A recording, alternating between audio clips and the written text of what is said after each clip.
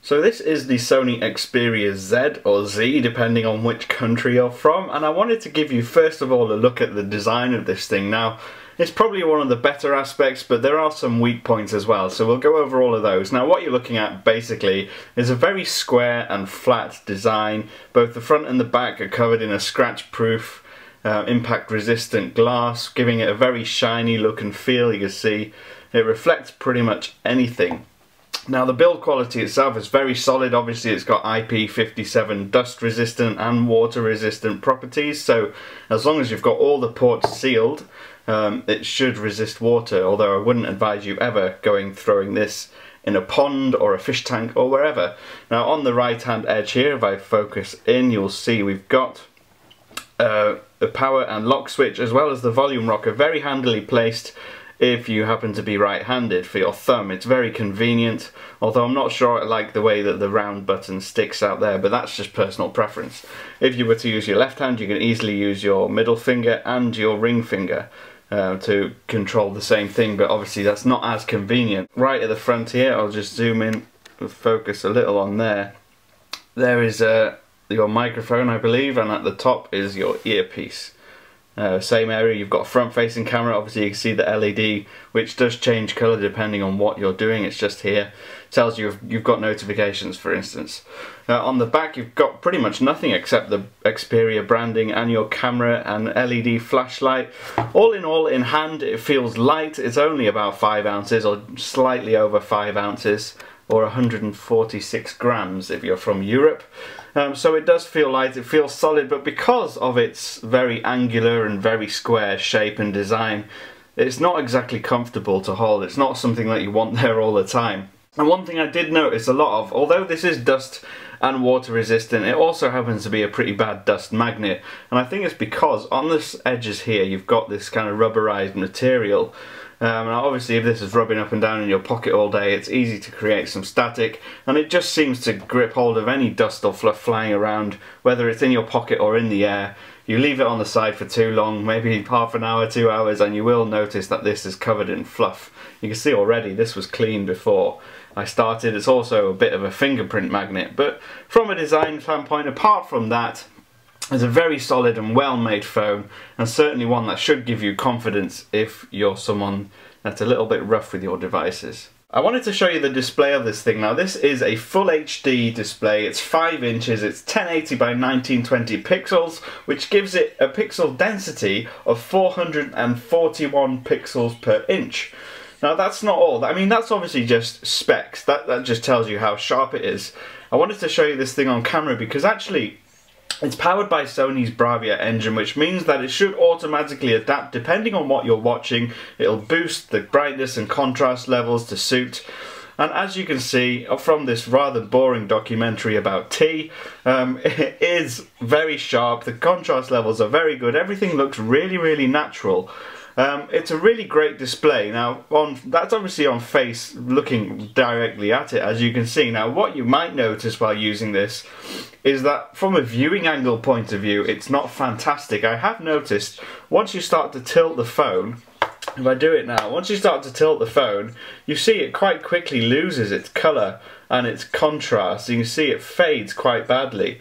And that's something that I noticed right away. It's something that Sony needs to address if it wants its displays to be taken seriously in the modern age. It's not good enough anymore to be great to look at directly. It has to have fantastic viewing angles, because sometimes you've obviously got your phone on a surface, you're just glancing at it, you want to see what's going on and you want it to look good.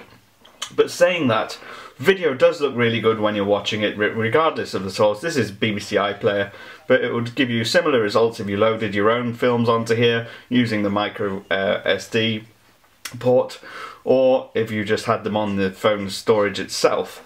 Now, one thing about the display that's worth noting is actually instead of having capacitive buttons along the back, along the bottom here like a lot of phones do, you simply touch the screen and your usual home, back and multitasking buttons appear on the screen there, and then when you're done they disappear. So it's not like they're constantly there, so you can bring them up whenever you like and still make full use of the screen.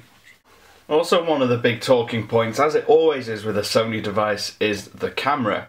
Now the camera itself is a 13.1 megapixel camera, it has a flash, and one of the greatest things about this is it has this intelligent auto function, so depending on what scene you're taking, it will automatically detect what kind of scene you're on. So you can see it's got a little tripod icon there, it knows it's in a secure stand, so it will boost its functions for that purpose. Now you can actually choose any of these. You can have a burst shot whereby if you hold the shutter down, it will just take a series of images and it will keep taking them and keep taking them. Now if I just go back and open the regular camera function, you see it goes back to intelligent auto every single time. You've got sweet panorama, you've got scene selection, which gives you another whole load of features that you can use, like soft snap, night portrait, handheld twilight. It's really great if you're someone that wants to customize your photos to really suit the scene that you're in. But one thing I did notice, that when you do take a photo, although the image is captured almost immediately, you'll see it takes a little while up there. You can see it takes a little while to process, and when you open that image up, you'll normally find in most cases that it has done a lot of processing. It's not just left it as it took it. It boosts things like automatic contrast, brightness, saturation, and sometimes it's great, but other times it does leave your images looking like they've had a little bit too much time in a Photoshop editing suite. You can change all sorts of settings as well. You can change the resolution and the aspect ratio. You can set a self timer, quick launches up there, you can auto upload your photos to Dropbox or Google Drive. And if you want, you can have it so that you just touch the screen to take a picture. But it does have a lot in there, it's very versatile.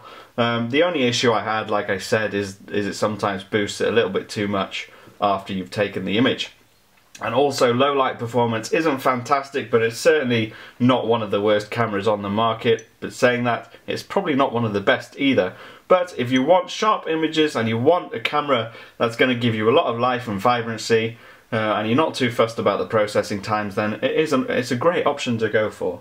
One other feature that's definitely worth noting, and obviously something that everybody's interested in always, is battery life. Now, in general use, I found that this will get me through as much usage as most other Android phones. In fact, probably 1 to 2 days. I'm not a very heavy user.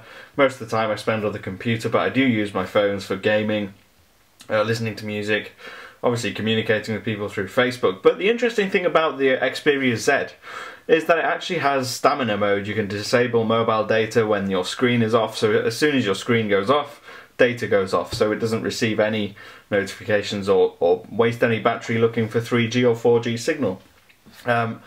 You've also got low battery mode, so it disables functions in order to save power, and you can also have location-based Wi-Fi. So let's say it's always got your Wi-Fi on when you're out and about, and actually you can have it to switch on, so as soon as you get home the Wi-Fi comes back on and you start using your home network again. But when you're out and you don't want to have your Wi-Fi needlessly on, you can switch it off. Now you can see I've had 1 day, 9 hours, 3 minutes on this battery, but then I've charged it here a little bit, but you can see the drop on there is actually quite good. It's not something to worry about. It's easily going to get most people through a day. I'm a light user, so 2 days for me. I'd be surprised if you couldn't get a whole day out of this battery. 2,330 milliamp hours after all is plenty to power a smartphone these days. Stay tuned to the DroidDog YouTube channel, and I will have the second part of this review up very soon, focusing on other aspects of the phone. But if you've enjoyed it, then obviously wait for the next bit and we'll see whether I like the device in the end or whether there are better options out there. See you again soon.